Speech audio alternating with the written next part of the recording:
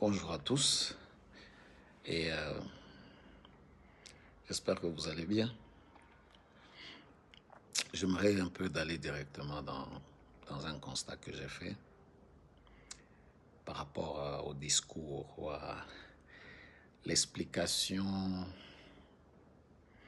monétaire du gouvernement de la Banque centrale que j'apprécie et que j'applaudis.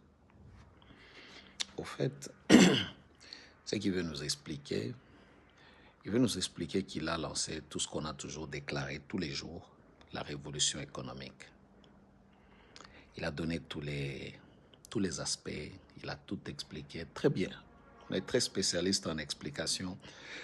Il a donné le pourquoi, commence par les débuts, la fin, que tout allait très bien. OK? Mais il y a un problème avec nos politiciens. Un problème très sérieux. Quand vous voyez tout ce qu'il explique là, il a raison. Je suis tout à fait d'accord avec lui. Mais une chose, il a voulu s'expliquer, il a voulu se faire entendre, se faire comprendre de ce qu'il veut exactement faire. C'est bien. Mais, monsieur le gouverneur de la Banque centrale,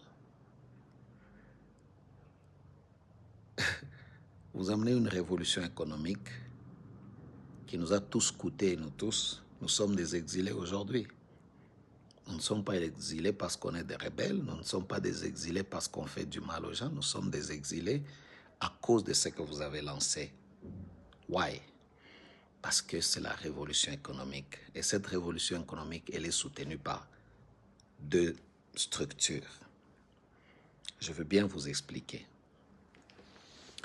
La première structure, c'est tout politicien qui vient de l'intérieur, soit à Kinshasa, qui entre dans la politique, qui n'a pas la capacité entrepreneuriale, la capacité de souffrir, de chercher de l'argent et de créer, de faire la création de l'emploi. Qu'est-ce qu'il fait? Il entre dans la politique. Il puise son argent de la politique. Ces dollars-là dont vous êtes en train de parler. Je vais aller très simple, avec des explications simples pour que vous compreniez ce que vous voulez expliquer autrement. Il puise l'argent. Quand il puise cet argent, il ne veut pas qu'on sache qu'il a puisé l'argent dans la politique. Qu'est-ce qu'il fait? Il fait venir des étrangers. Il donne cet argent à ces étrangers qui opèrent sous des prête-noms, on their behalf. Et puis lui, qu'est-ce qu'il fait? Il devient entrepreneur. Il devient un homme, il s'appelle lui-même opérateur économique.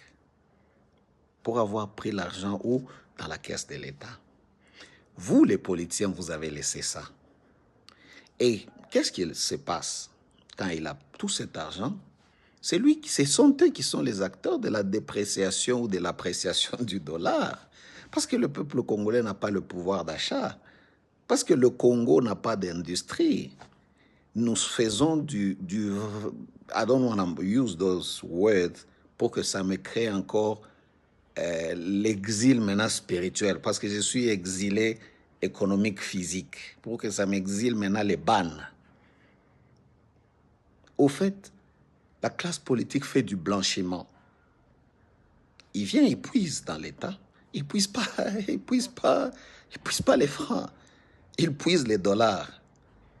D'où vient l'argent de tous ces politiciens que vous connaissez, que vous savez? D'où vient leur argent? Depuis la nuit des temps jusqu'à aujourd'hui. Ils étaient qui?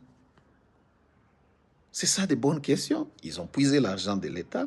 Ils en ont jeté ça ils ont fait circuler ça en créant du spéculation. Et qui ont fabriqué les cambistes? Ça, c'est des bonnes questions parce que vous êtes